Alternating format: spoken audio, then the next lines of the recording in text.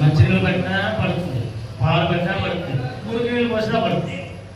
మనమే నిర్ణయించుకోవాలి ఏది పోయాలని. ఇక్కడ కూడా అంతే, నడుము పైకి కూర్చున్నాం, చెడ్డమాటలు వింటుంటే ఇదో రామ చెవులు కూర్చున్నాం అనుకోండి, ఆ చెడుమాట అనుకుంటా ఆ దోషం అనుకంట. మరి ఏం తిరుగుతున్నాడా ఎవరు పెట్టుకున్నాడు కుతూహలం, మళ్ళీ చెవులు పెట్టి ఏం తిరుగుతున్నాడో చూడని పెట్టాం.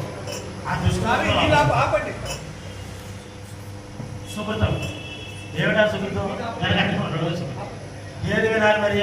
మీకు అర్థం కాకపోయినా చెయ్యూరాపురణీయమే ఏదో మంత్రం మీకు చదువుతున్నాం, హాయిగా వినండి, మీరే ఉంటుంది.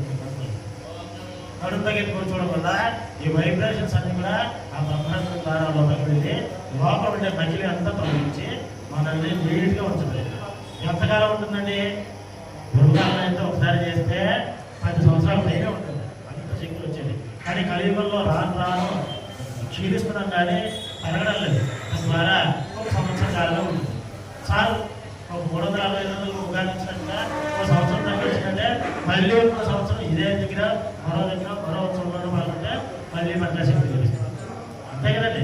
పొద్దున్న తింటే రాత్రి మానేయడం కదా, ఇప్పుడు రాత్రి తిన్నాగానే పొద్దున్న మానేయడం మళ్ళీ మళ్ళీ చేసుకున్నాం. ఇది కూడా అంతే, చేసుకుంటూ భగవంతుడు చేయిస్తూ